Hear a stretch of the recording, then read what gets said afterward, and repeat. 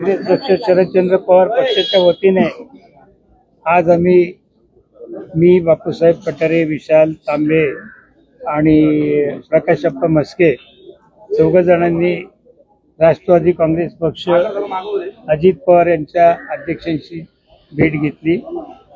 त्यांना आमची भूमिका काय ती सांगितली आणि त्याच्यामध्ये काय म्हणजे शहराचा सर्वांगीण विचार झाला, चर्चा झाली त्यामध्ये.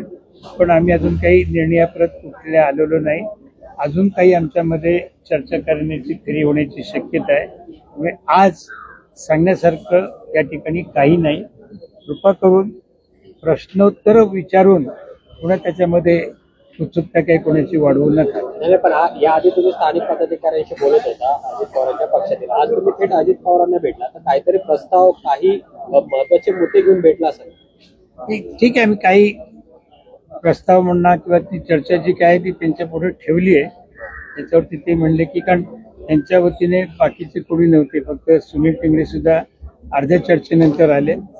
तर ते म्हणाले की ठीक आहे, मी विचार करतो आणि बाकीचे सहकार्याशी करून मग आपण त्याच्या पुढे जाऊ, नंतर चर्चा करू आणि योग्य वेळी आपण निर्णय जाहीर करू. काय प्रस्ताव आहे आणि चिन्ह कोणतं असणार आहे? महाविकास आघाडी म्हणून तुम्ही बैठका घेतल्या होत्या. आता सध्या महाविकास आघाडी असणार आहे की फक्त दोन्ही राष्ट्रवादी निवडणुकीला लढणार आहे? नाही, त्या बाबतीमध्ये एक लक्षात घ्या की काल काँग्रेसने अचानक त्यांचा निर्णय बदलला. त्याच्यामुळे सगळा सिनेरिओ बदलला गेला.